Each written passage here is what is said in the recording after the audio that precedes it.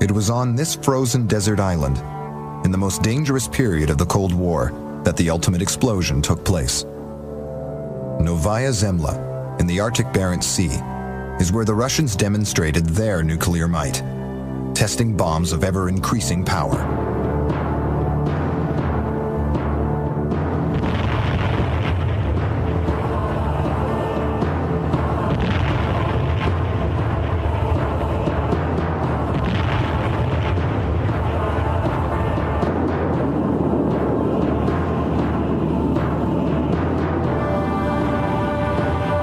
On October 30th, 1961, they pushed the limits of explosive power further than they'd ever gone, or will probably ever go again.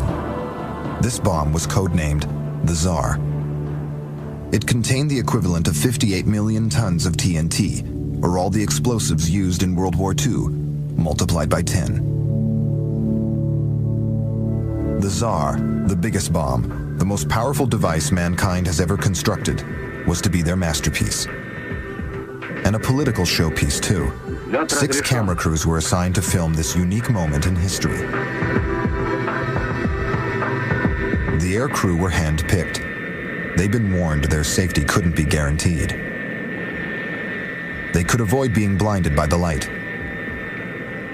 But being knocked out of the sky was quite possible. The exact moment of release was controlled from the ground.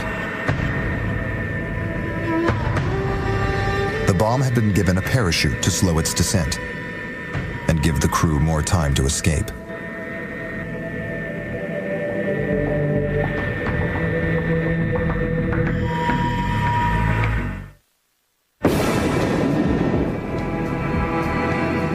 They did escape, but only just. The plume rose right through the cloud layer and kept on rising. It flattened out when the cloud was 40 miles high. The blast wave was still large enough to be measured on its third passage around the world. Because the bomb was detonated 2 miles above the ground, there was very little radioactive fallout. But the Earth directly below the burst was seared by the intense heat. Rock had been turned to ash. The bomb was 4 times bigger than anything America has ever exploded. Why something so large? The United States could develop very accurate missiles. The Soviets never mastered that technique very well, and to compensate for that, they really could level a very large area and take out their intended target without having to actually hit the target itself. But why did the quest for ever bigger bombs suddenly cease? As the destructive power increased, political leaders worried more and more that they were really playing with fire.